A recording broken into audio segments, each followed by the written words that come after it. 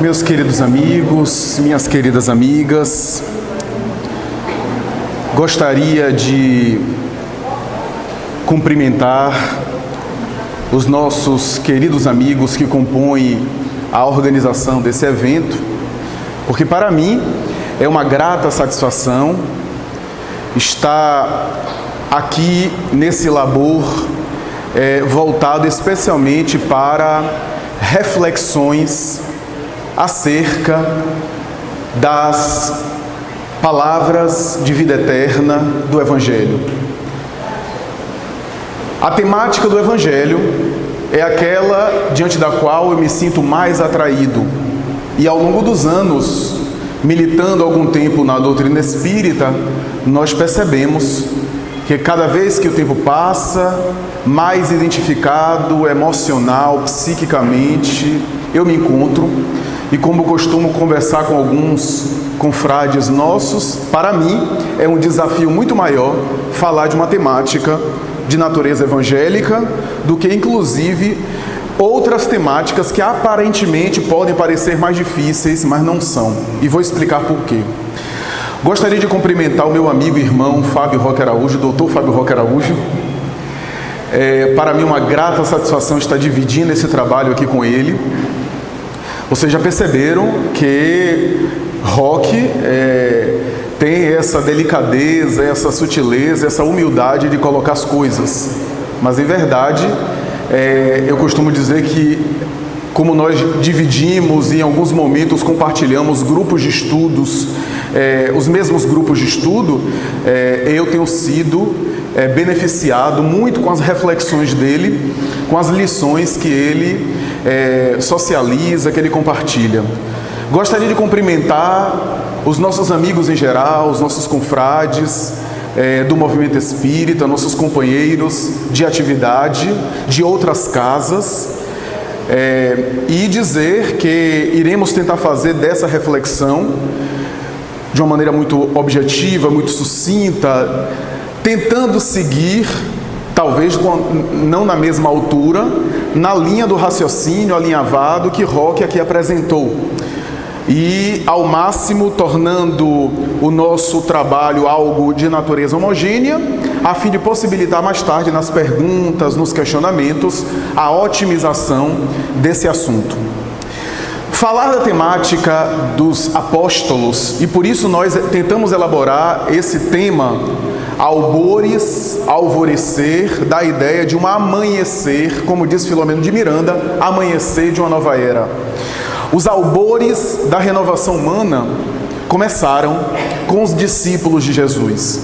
Obviamente que a mensagem do Mestre e a sua proposta imortal, a sua palavra, que era a aurora dos tempos futuros, na colocação de Amélia Rodrigues, era de alguma forma ali a síntese do que a criatura deveria buscar ao longo das gerações.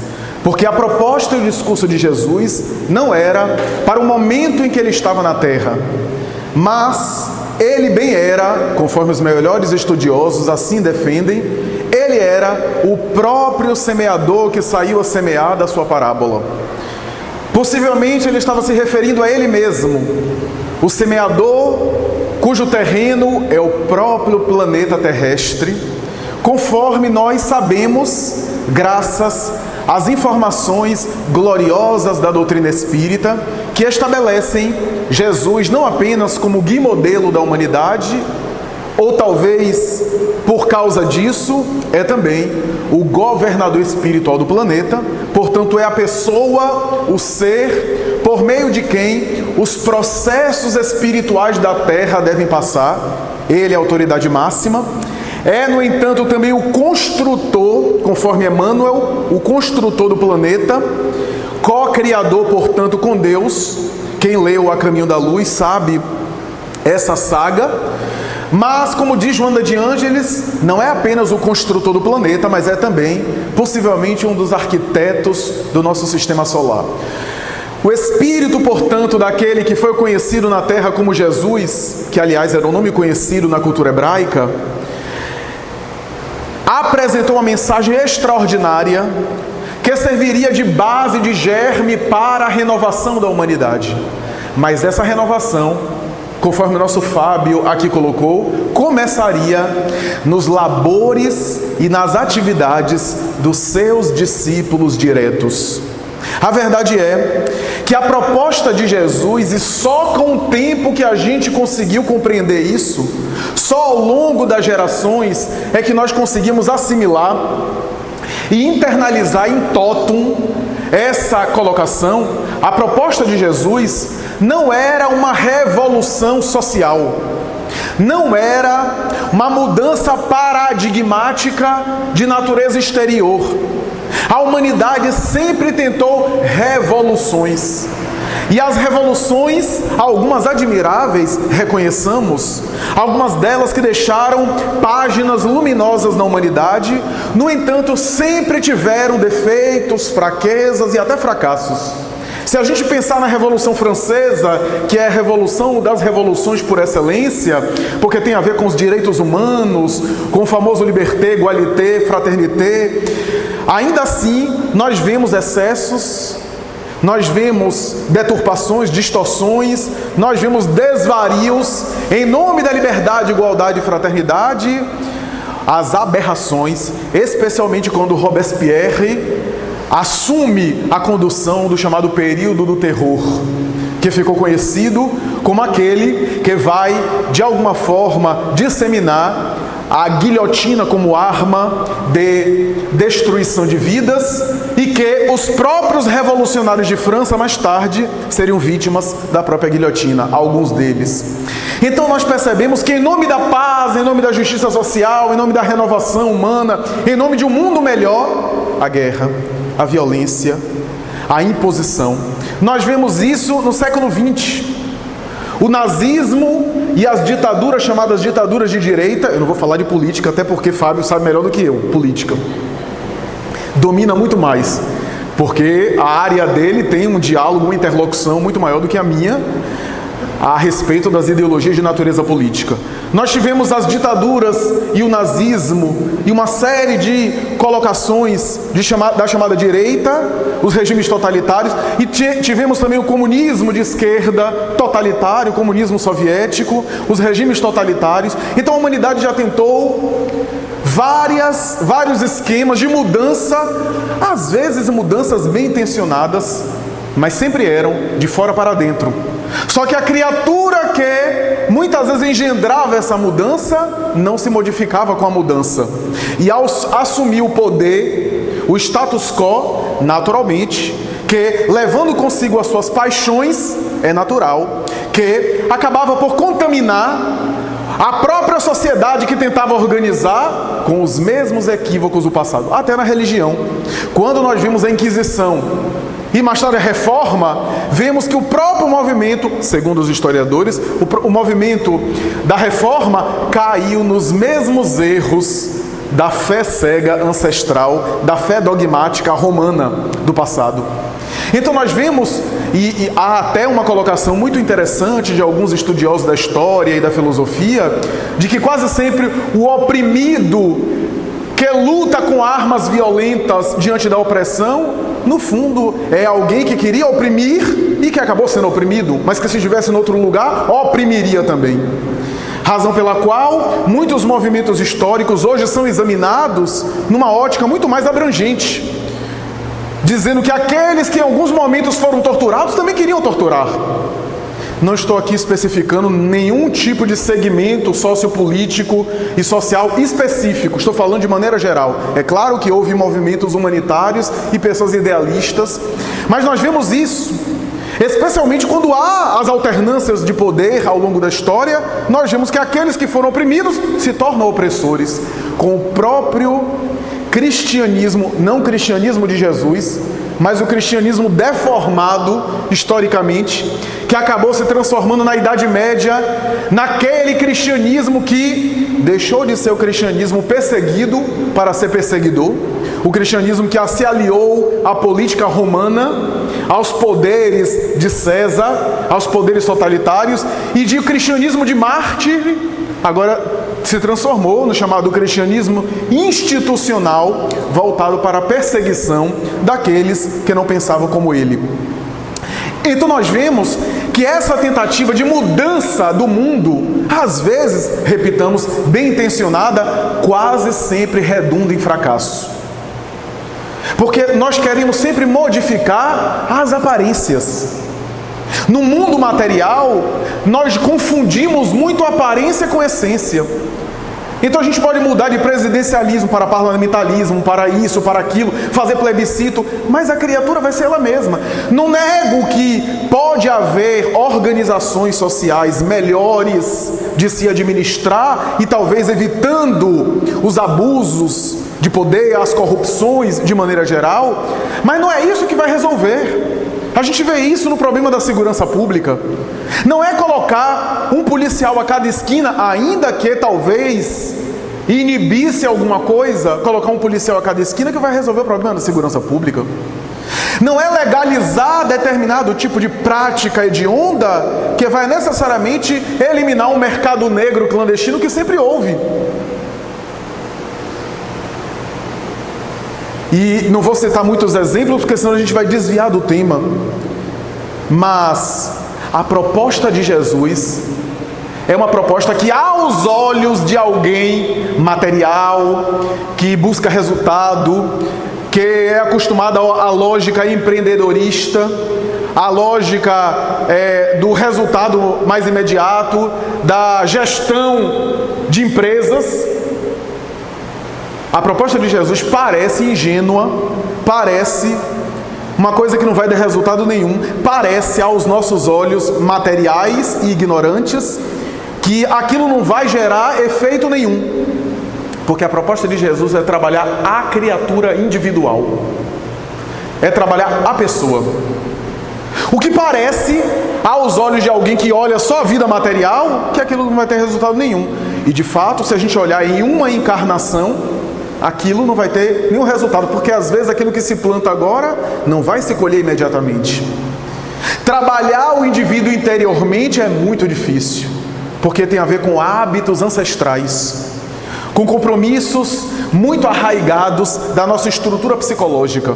Como dizia Albert Einstein, é mais fácil liberar energia numa fissão nuclear do que quebrar um preconceito. Essa ideia de que trabalhar a criatura internamente é muito difícil, parece que não vai para lugar nenhum. Daí as frustrações na área de educação. Porque é um trabalho lento, processual, como diz Emmanuel em uma mensagem, um coração por vez. Mas será que não tem resultado? Aí eu pergunto, se Deus enviasse à Terra, aqui na Graça, no bairro da Graça, um Mahatma Gandhi, um só, faria diferença ou não faria? Só um Mahatma Gandhi aqui nesse bairro. Agora imagine se Deus enviasse um Chico Xavier para cada bairro de Salvador. Eu acho que eu ia ficar aposentado, não ia ter mais o que fazer. Acho que muita gente não ia ter mais o que fazer, porque eles iam tomar conta dos nossos serviços e eu ia ter que requisitar o INSS por invalidez. Então, é óbvio que recursos existem para que isso aconteça, como disse o nosso Fábio. Mas por que a divindade não envia esses seres especiais que renovariam a Terra? Porque não é essa a proposta. A proposta do mundo espiritual não é enviar um monte de seres evoluídos que até nos intimidaria e nos impediria de fazer o trabalho que nos compete. Porque eles renovariam o mundo, mas nós perderíamos a grande chance de estarmos fazendo alguma coisa, de estarmos dando o nosso suor, de estarmos derramando as nossas lágrimas, porque é nesse atrito que eu desenvolvo. É nessa experiência escolar, como foi dito aqui, eu preciso passar pela experiência do poder, eu preciso passar pela experiência da tentação para demonstrar prova e expiação, teste, se eu me conduzir bem ou não. Se eu já consegui superar aqueles valores. Então, a ideia da proposta de Jesus é trabalhar um coração, porque quando um coração se ilumina, daí a obra divina no coração dos homens, um coração se ilumina, ele irradia, é um foco que atrai. É um foco, como diz Joana de Anjos, um dínamo gerador de forças que atrai para ele as suas emanações. Daí nós costumamos dizer que a caridade é essa expressão de irradiação de dentro para fora, e não a filantropia, porque a filantropia pode ser apenas de fora para dentro, a doação material, a ação social.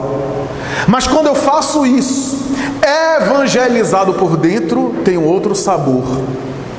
O Evangelho de Mateus tem um momento que diz assim: ele fala como todo mundo fala, mas ninguém fala como ele fala. Ou seja, ele usava expressões conhecidas, verbetes e linguagens que eram acessíveis à população, mas ninguém conseguia exteriorizar da forma como ele o fazia, porque em Jesus as palavras tinham um sabor de verdade. Então, meus amigos, a proposta de Jesus é essa mudança do homem, do ser individual, da criatura, porque uma vez modificada, nunca mais ela é a mesma, não retroage. Por isso, nós costumamos perceber na história da humanidade que as grandes renovações da Terra aconteceram, não com as maiorias. A mudança de paradigma que aconteceu no mundo, as mudanças, sempre ocorreram em função de poucas pessoas. A gente citou a Revolução Francesa, foram poucos revolucionários. E se a gente citar as grandes revoluções humanas, foram sempre poucas pessoas. E também foram poucas pessoas que estavam com ele, 12 pessoas. Estou me referindo aos discípulos, é claro que houve mais, mas eram poucas pessoas. E esses 12, mais tarde alguns outros, mudaram a terra, começaram a mudar. Por isso é o alvorecer, é o albor, é a aurora do tempo novo. É interessante notar, e nós já falamos isso aqui em outra oportunidade, Cafarnaum é uma cidade tão pequena que não duvido que seja mais ou menos na proporção do bairro da Graça. É tão pequena que há bairros aqui em Salvador que são bem maiores. Se a gente citar aqui a Liberdade, Brotas, Cajazeiras. Cafarnaum era uma cidade muito pequena. Então, quem olha Jesus indo para Cafarnaum e chamando os discípulos, e olha como se fosse um mutirão para aglutinar pessoas a fim de fazer uma revolução, está olhando com os olhos materiais. Por isso que Kardec diz nas suas obras, o Espiritismo tem a chave que elucida a compreensão do Evangelho, sem a qual muitos pontos ficariam ininteligíveis, incompreensíveis. Qual é essa chave? A princípio, a imortalidade da alma. A ideia de que Jesus não falava para corpos que vão morrer, mas para espíritos imortais, para seres transcendentes. Então, quando Jesus se dirige às criaturas, ele se dirige ao ser espiritual e não ao corpo. Essa é uma chave que o Espiritismo propõe. Então, quando ele vai a Cafarnaum, ninguém acha que ele está querendo fazer uma revolução política, material. E, como disse o Roque, muitos não compreenderam, inclusive discípulos. Acreditaram, embora ele falou várias vezes, que era uma renovação material, que era uma tomada de poder, como se os poderes humanos não fossem todos transitórios, temporários. É óbvio que ele não vinha para isso. Mas era a ideia de que ele estava fazendo um movimento que não estava chamando pessoas. Imagine você, chega em Cafarnaum para fazer uma renovação, uma cidade que os grandes poderosos nem sabiam da existência. Você escolher Atenas, Roma, alguma região da Grécia, de Alexandria, algum centro político, econômico potente, e não uma cidadezinha dessa. E aí ele chega na orla do lago de Genezaré, chama a princípio Simão e André, os dois irmãos, e ali começa a chamar outros, pescadores analfabetos, sem nenhuma importância política, sem nenhum destaque, sem nenhum tipo de evidência de consideração para fazer uma renovação do mundo. Então era uma renovação diferente.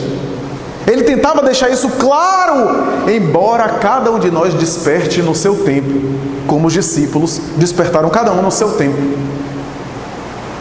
Judas precisou de quase 12 séculos depois, como Joana d'Arc, aqui falado, e assim por diante. Então Jesus, quando ele arregimenta esse grupo, ele está, na verdade, fazendo um movimento muito mais profundo. Muito mais profundo. Ele está, na verdade, fazendo uma verdadeira vinculação com os compromissos assumidos antes da matéria, os quais ele próprio dirigiu antes de mergulhar no berço. Ele estava consciente da sua missão. E é óbvio, peço licença para repetir um pouco do que o Fábio falou, é óbvio que aqueles que estavam ali próximos eram colaboradores da sua mensagem. Não eram pessoas fortuitas que ele foi pegando. Ou seja, eles tinham o perfil mínimo. A pergunta que foi colocada aqui muito bem é: por que ele não escolheu seres angélicos? Porque seria incompatível conosco.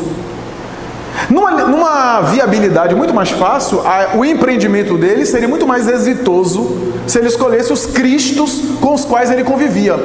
Emmanuel descreve a região onde ele estaria, da qual nem Emmanuel tinha acesso totalmente, está lá A Caminho da Luz, mas que ele convivia com os cristos, ou seja, os espíritos puros.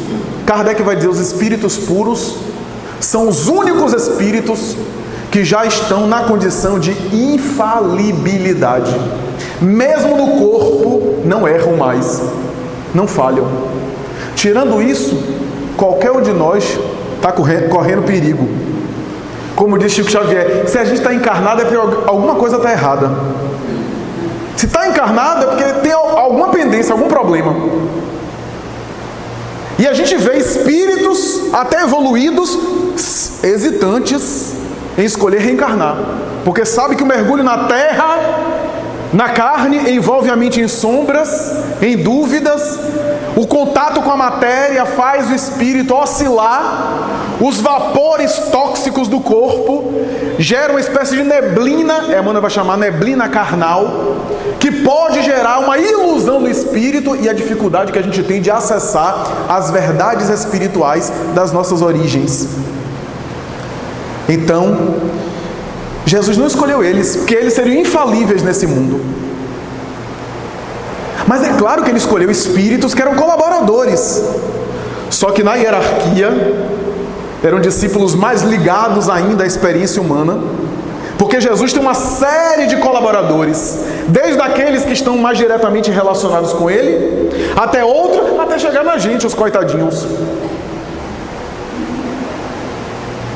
Porque se a gente for examinar, vou citar aqui um exemplo, Emmanuel. Aí Emmanuel fala de Paulo Estevão, Paulo, a gente tem notícias do contato de Emmanuel com Paulo. Quem leu Amor e Sabedoria de Emmanuel e 30 anos com Chico Xavier de Clóvis Tavares vai ver Emmanuel falando que era assessorado por Paulo muitas vezes, porque Paulo no mundo espiritual ficava voltado para as inteligências desviadas do Evangelho, e ele era uma, Emmanuel foi uma inteligência desviada do Evangelho, e por isso ele escreve tanto sobre Paulo, escreveu Paulo Estevão, talvez ouvindo do próprio Paulo os relatos no mundo espiritual. E aí a gente pensa, Emmanuel, guia de Chico. Emmanuel é guia de Chico, mas o guia de Emmanuel é Paulo. A gente vai até remeter ao próprio Jesus. A gente pega Joana, Clara de Assis, Francisco de Assis. Francisco foi João Evangelista, discípulo amado de Jesus. Vejam a cadeia. E se a gente for citar outros, a gente vai ver sempre essa conexão que desemboca nele. O que isso quer dizer? Que os apóstolos eram colaboradores da sua mensagem em plano menor comparado com eles. Por isso os nascidos de mulher, que foi colocado aqui. Os nascidos de mulher seriam os sujeitos ainda à reencarnação. Aqueles que precisam nascer de mulher. Aqueles que precisam passar pela experiência ainda da gestação. Aqueles que precisam viver a experiência da carne. Dentre esses, João Batista simbolizado, e os discípulos também podemos dizer, ou como disse o nosso Fábio, um pouco abaixo, são colaboradores da sua mensagem.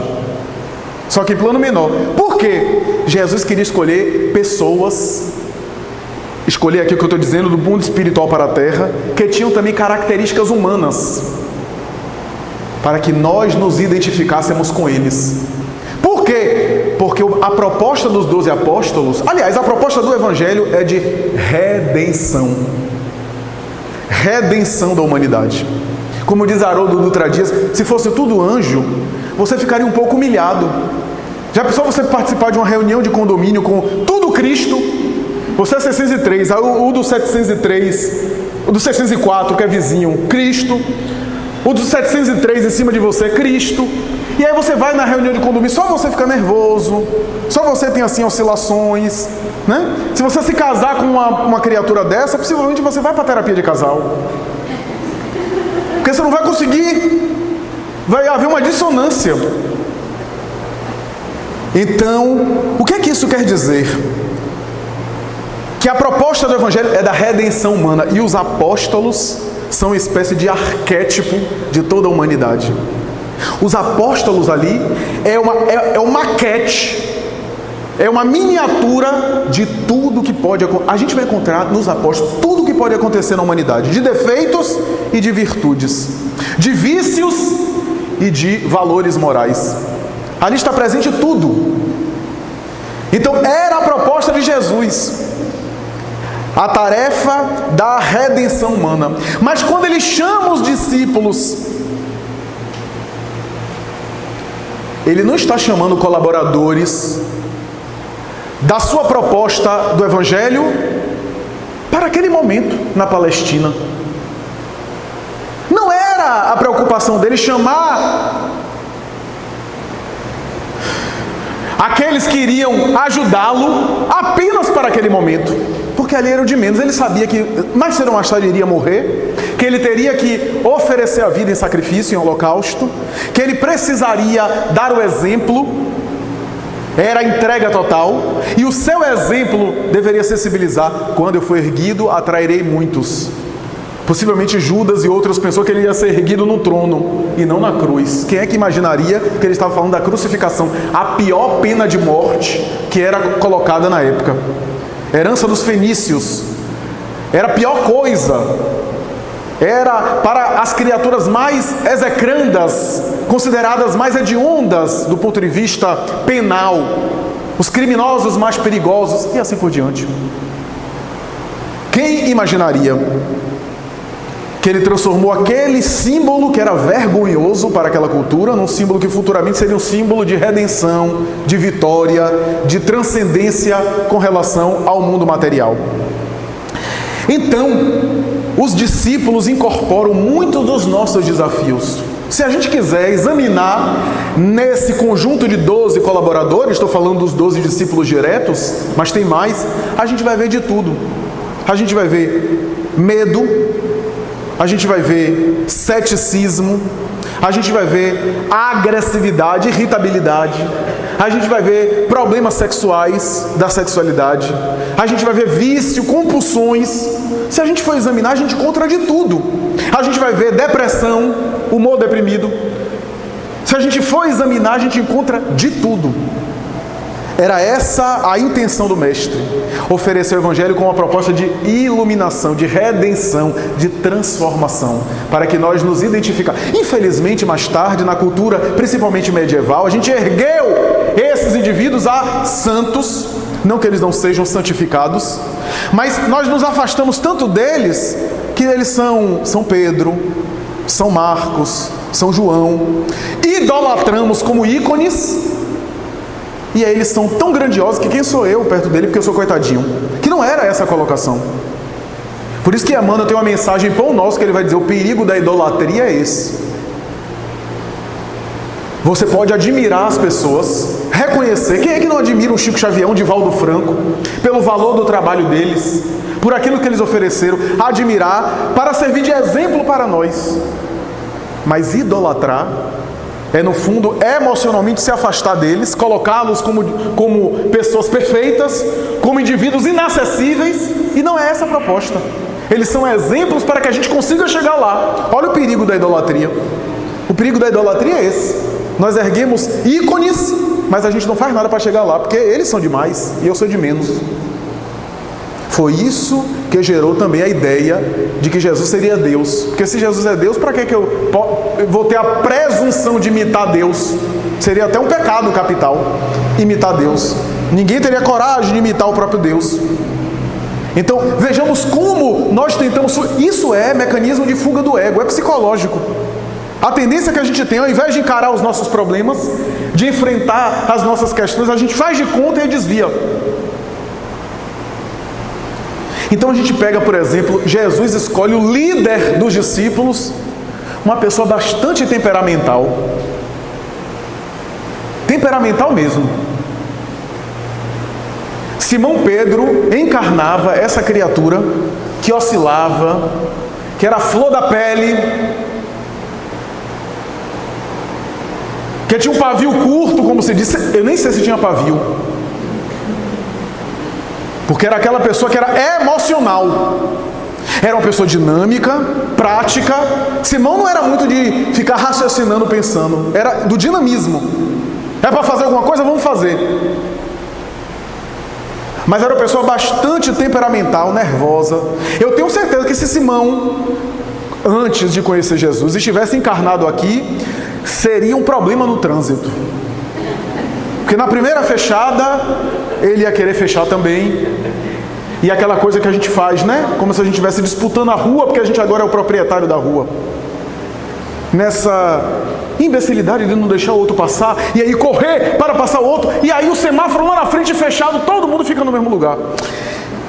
Mas é essa infantilidade que nós temos de transferir as nossas carências e nosso complexo de inferioridade para os mecanismos de poder no carro, no meio virtual, na internet. Então Simão era essa pessoa bastante nervosa. Morava com a sogra. Dizem as más línguas que era por causa disso, que morava com a sogra, mas isso deve ser maledicência.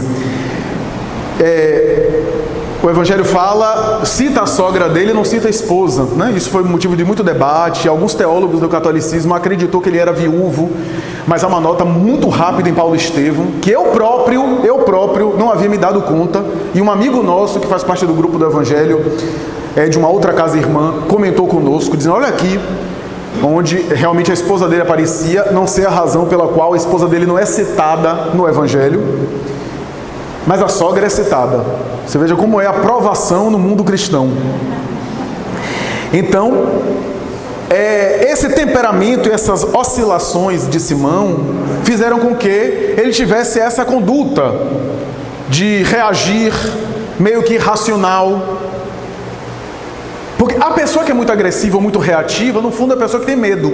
O medo é a emoção mais básica e faz com que a gente reaja, porque a gente tem medo de ser agredido, a gente agride antes. É a nossa insegurança interior. E Simão tinha essas características. Então a gente vê ele com Madalena, criticando Madalena e sendo até preconceituoso com Madalena. A gente vê ele, por exemplo, com Malcos, como foi citado aqui.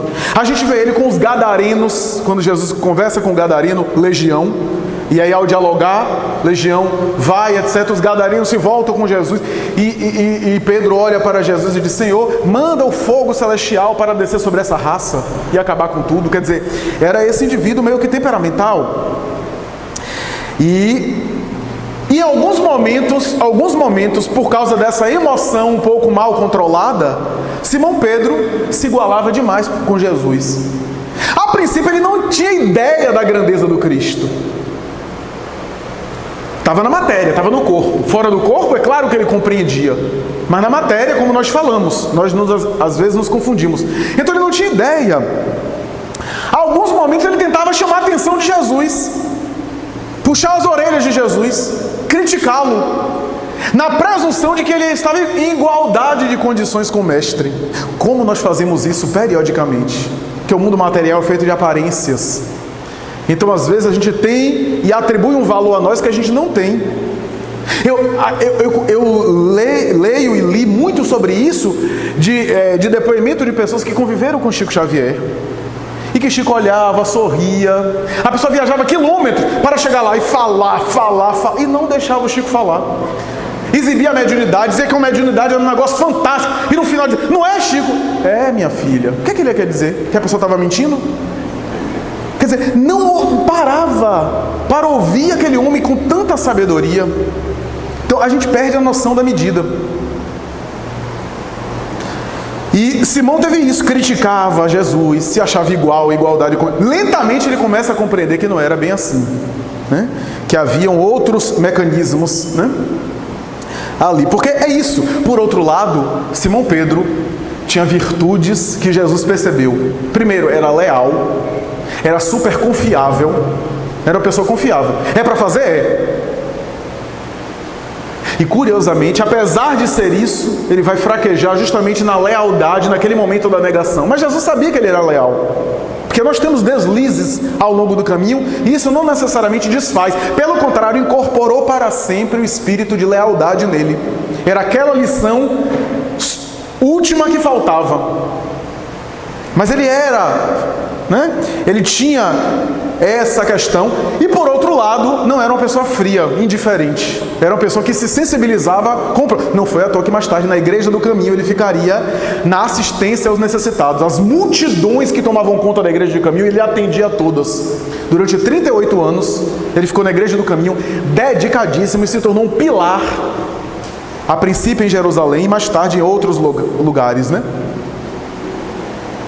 Jesus deu uma lição para ele, está lá no final do Evangelho de João, no último capítulo do Evangelho de João, quando ele diz: Pedro, hoje tu queres ir lá e cá, tu caminhas para lá e para cá e podes. Tu te vestes como queiras, mas dia chegará que eu te levarei aonde tu não queiras. E tu te cingirás com algo que não queiras. Era o símbolo, não era apenas a alusão à velhice de Simão, que ia chegar lá, realmente, que ele ia ficar limitado organicamente. Mas a ideia de que talvez evoluir espiritualmente é aceitar a gente ir para locais que a gente não quer. Locais simbólicos. A gente é obrigado, às vezes, obrigado entre aspas, a visitar situações que a gente não deseja. Em Paulo Estevão a gente vê essa mudança. Porque quando Emmanuel escreve Paulo Estevão, ele já começa no período que Simão já é um outro homem. Continua emocional, continua dinâmico, porque a gente não perde as características, mas além disso, ele agora está mais sereno, ele agora tem um controle dos impulsos, das oscilações, ele agora reflete, ele continua fiel, leal aos propósitos, mas ele também tem a característica do autocontrole. No momento que houve a briga entre Paulo e Tiago, está lá relatado em Paulo Estevão, quase a divisão da igreja cristã, que Paulo era um temperamento muito especial, assim, né? Era muito doce no falar, para não dizer o contrário. Paulo esperava, assim, um momento e falava de maneira áspera, né? Emmanuel, inclusive, diz isso em Paulo Estevão, que ele era um espírito extraordinário, mas era muitas vezes intrépido e até ríspido em alguns momentos. Aí é uma característica de Paulo. E quando Pedro vê aquela situação, todos se voltam para ele, porque Paulo chama a atenção de Pedro na frente de todo mundo fica estupefato com aquilo, porque Pedro era a referência máxima. E Paulo, você está errando, porque ele está mantendo o cristianismo sectário só entre os judeus e os judeus circuncidados, e eu quero levar o evangelho para todas as gentes. E houve uma divisão, cada um tinha uma opinião e tinha uma defesa, tinha argumentos. E o que é que Pedro falaria? O que ele falasse, ele tenderia para um lado e romperia com o outro. E aí diz Emmanuel que o mundo espiritual, provavelmente o próprio Cristo, enviou uma mensagem que apareceu na sua clarividência, um símbolo da cruz. E Emmanuel vai dizer, ele entendeu que ali ele precisava se crucificar, esquecer de si mesmo, deixar para trás a imagem e a aparência, renunciar ao ego e se humilhar no bom sentido da palavra. Então ele tomou a palavra e disse, meus amigos, vocês sabem que eu errei muito, e no momento que Jesus mais precisou, eu o neguei e o abandonei. Não quero abandoná-lo de novo. Quero dizer que o nosso irmão Paulo tem toda a razão, eu tenho errado, vou procurar me corrigir, e vamos agora abrir o Evangelho para a leitura da noite. Paulo, por favor, abra o Evangelho e leia e faça os comentários. Paulo é pego tão de surpresa que fica embaraçado, que aquilo vai se espairecendo e não há uma divisão. Tiago também fica sem saber o que falar. Paulo pega o Evangelho tremendo, começa a ler e comenta, e aquilo é esquecido, aquelas diferenças. Então a gente vê essa prudência Quando Paulo havia se convertido de Saulo para Paulo, ainda inicialmente ninguém acreditava nele. Ele bate nas portas da igreja do caminho, depauperado. Emmanuel vai dizer que ele era pele e osso. Bate na porta, alguém abre, um discípulo dele chamado Próculo, e Saulo ainda, olha e diz assim: por favor, chame Simão Pedro. Ele diz: como é seu nome? Saulo. O homem quase desmaiava na frente dele, bate a porta, sai correndo, e disse: Saulo, perseguidor dos cristãos, está aí. Tiago foi o primeiro a dizer: Deus me livre, fecha as portas que esse homem não entra. Esse homem é um lobo em pele de ovelha, ele quer entrar aqui para matar todo mundo, ele já matou Estevão, já perseguiu outros discípulos, não deixemos ele entrar. Simão Pedro já era outra pessoa, já era a prudência, a calma, o temperamento de Tiago, e diz: não, eu não vou poder permitir ele entrar agora, porque a gente não sabe o que é que vem aí. Não falo por mim eu entregaria a minha vida, mas pela igreja do caminho eu tenho que ter prudência. Mas eu não vou negar apoio a ele, se ele realmente está dizendo a verdade, e se ele for um lobo, eu tenho que tratar ele como Jesus me ensinou a tratar os lobos. Notem que já não era a mesma pessoa, já não era o mesmo homem. Envia mais tarde Barnabé para conversar com Paulo, para dialogar, para sondar, né? E mais tarde vai ser Pedro um grande orientador de Paulo. Quando Paulo começa naquele espírito apaixonado dele de querer levar a mensagem, Pedro chama Paulo e diz: olha, Judas cometeu o mesmo erro que você está quase cometendo, Judas cometeu, e você viu o fim que ele levou? Você quer reunir e arrebanhar pessoas para você, quer converter todo mundo para você, e depois o que é que você vai fazer com elas? Digamos que você seja mais vitorioso do que Judas e não se suicide, e depois o que é que você vai fazer com essas pessoas? Paulo, nossa tarefa não é chamar pessoas para nós, arrebanhar pessoas para nós, é levar o evangelho para elas, é iluminá-las e deixá-las onde elas estão. Paulo compreendeu a sabedoria. Olha aquele homem que era um pescador analfabeto, ele que tinha cultura, e fica admirado, parecia um grande patriarca do povo hebreu. Talvez alguns dos discípulos foram profetas, alguns inclusive especulam isso, não vou entrar na polêmica, mas é provável que muitos daqueles que conviveram com Jesus foram antes pessoas que estiveram na cultura, alguns talvez que reencarnaram na cultura hebraica, que estiveram nas épocas do Antigo Testamento, que talvez um deles ou outro foi um dos profetas do passado, que mais tarde voltou para continuar colaborando com Cristo. Quando a gente vê Paulo, a gente já vê um outro lado. Paulo era aquela pessoa extremista, obcecada, obstinada, apaixonada, né? Exigente. Saulo, se fosse hoje, seria aquela pessoa intragável. Sabe aquela pessoa que é o dono da verdade? É Saulo. Só ele tem razão.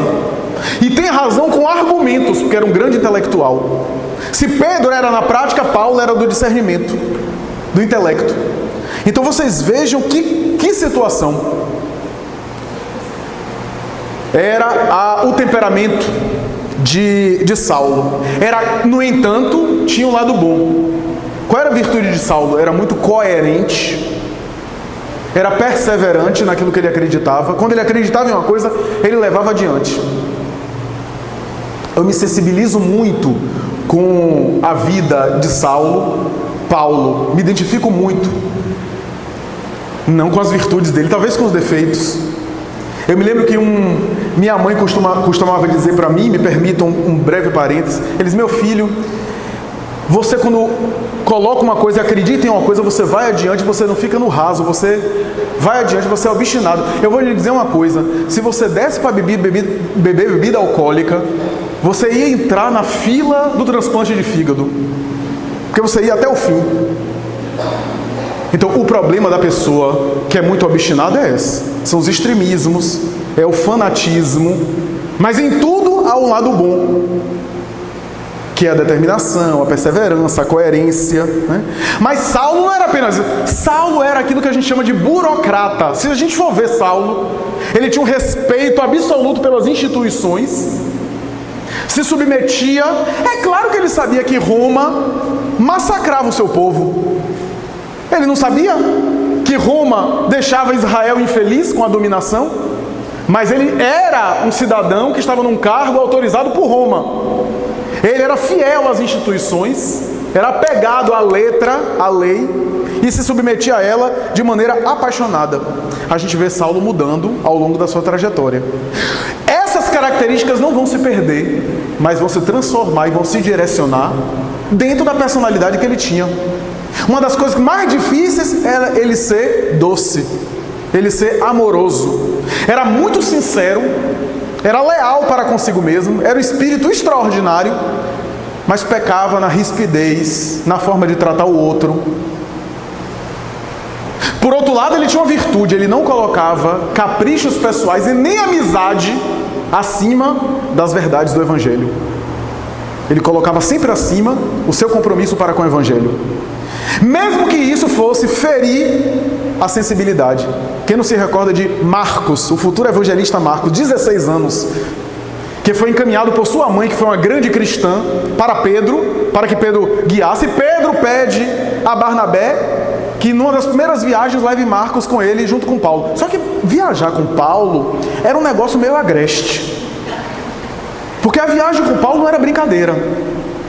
Ele pegava camelo, não dormia direito, entrava em situações muito embaraçosas, fazia pregação e no final era pedrada, saía apedrejado da cidade a pontapés, entrava dentro de barco. Teve um dia que uma cidade fechou as saídas, os fariseus fecharam as saídas para que ele pudesse fugir, para que ele não pudesse fugir. E diz, hoje a gente mata esse homem. Emmanuel narra isso em Paulo Estevão. E aí alguém consegue um barcozinho pequeno e um cesto. E aí disse, Paulo, você aceita tentar fugir pelo mar dentro de um cesto? Ele diz, eu vou ser que nem Moisés agora. Vou sair dentro de um cesto como Moisés um dia navegou dentro de um cesto. Vai ser uma honra para mim. Então o negócio com Paulo era um negócio difícil. Era ficar no relento, dormir no relento, sem comida às vezes. Então imagine um adolescente de 16 anos, cuidado por mamãe dava comida na boca, fazia o prato. Na primeira situação, Paulo diz, olha, lave seu prato, faça sua comida. João Marcos já ficou um pouco estremecido, né? Não durou poucos dias para Marcos pedir para voltar. E Paulo ainda diz assim, eu aceito que tu voltes, mas não te esqueças, primeiro, que Deus tem pressa na renovação do indivíduo. E segundo, que todos temos que caminhar para Deus, mas aquele que se desgarra vai ter que se caminhar por si mesmo. No futuro vai ser o grande evangelista Marcos. Então, nós temos esse caráter, essa situação. E a gente vê, só para concluir, no final de Paulo Estevão, ele olhar para Tiago, ele ficou brigando com Tiago, brigando no bom sentido, não era briga corporal, mas brigando com Tiago a vida inteira, porque Tiago tinha uma visão e ele tinha outra. No final de Paulo Estevão, há o diálogo entre os dois, que Paulo ali olha para Tiago de maneira diferente. Quantos de nós ficamos olhando uma pessoa, sempre numa visão, e não paramos para... Peraí, deixa eu ver se eu tenho uma outra visão para olhar essa pessoa. No final da vida, Tiago escreve uma carta para ele. Ele estava querendo ir para Roma, pregar em Roma. Ele, mas esse sujeito ainda tem dessas. Ainda me escreve uma carta pedindo ajuda à igreja de Jerusalém. Ele resolve, mas a carta era escrita com tanta sensibilidade que ele resolve ir. Renuncia, vê que não é o mesmo homem. Renuncia à viagem, vai para Jerusalém e ali ele conversa com Tiago já envelhecido. Ele diz, Paulo, eu vou lhe dizer uma coisa. Eu sei que você nunca me compreendeu e eu nunca te compreendi. Você sempre foi contra, porque você é um ex-fariseu.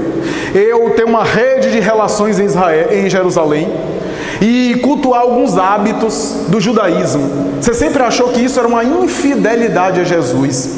Mas eu quero dizer que Jesus coloca os seus discípulos, cada um em um contexto. E cada um de nós está fazendo a sua parte. Sua missão era para um grupo. E a minha missão era levar o cristianismo para os judeus. E eu vou lhe dizer uma coisa. Se eu não tivesse essa rede de relações, a igreja de Jerusalém seria destruída em muito pouco tempo. Em muito pouco. Você sabe porque você foi fariseu. Se eu não tivesse essa postura, a igreja de Jerusalém ia ser depredada. Foi por causa da minha postura. Você não acha que dói em mim ter que me submeter a alguns rituais que eu não acredito? Ali ele olha Tiago de outra forma e percebe a grandeza daquele apóstolo. Você já pensou chegar no mundo espiritual os dois? Jesus no meio, os dois de mal, corte aqui. Quer dizer, é um negócio que a gente não entende, mas era a ideia. No final a gente vê Paulo sensível, chorando, Paulo querendo ir para Roma, Pedro chegando com a família, e Paulo renuncia de novo a ir para Roma para acolher Pedro. Um dia Pedro acolheu ele na igreja do caminho, agora ele estava devolvendo, acolhendo Pedro em Roma e instalando Pedro em Roma. Então nós vemos, meus amigos, essas questões, essas características se apresentar na vida dos apóstolos, para dizer a todos nós que isso que é o mais importante para concluir, que a luta deles, o trabalho deles, era que à medida que eles faziam no exterior, eles iam melhorando por dentro. É isso que nos passa despercebido. Todos eles, a obra que eles faziam, é à medida que fazia para fora, para melhorar dentro. À medida que ajudava exteriormente, construía o mundo interno, o mundo interior. À medida que trabalhava no mundo material, modificava-se no mundo moral. Ou como diz de maneira poética Emmanuel, os obstáculos que você passa na vida são símbolos dos limites internos que você tem. Uma vez que você supere esses limites internos, os obstáculos externos desaparecem por falta de função pedagógica, por falta de material pedagógico para te ensinar, porque você já aprendeu a lição. Então essa é a saga dos apóstolos. Vale a pena ler eles, vale a pena estudar a psicologia de cada um deles, porque a gente está fazendo uma pincelada muito geral, mas vale a pena examinar cada um deles, porque a gente vai internalizar essa luta pela renovação, pela transcendência, pela redenção humana. Muito obrigado.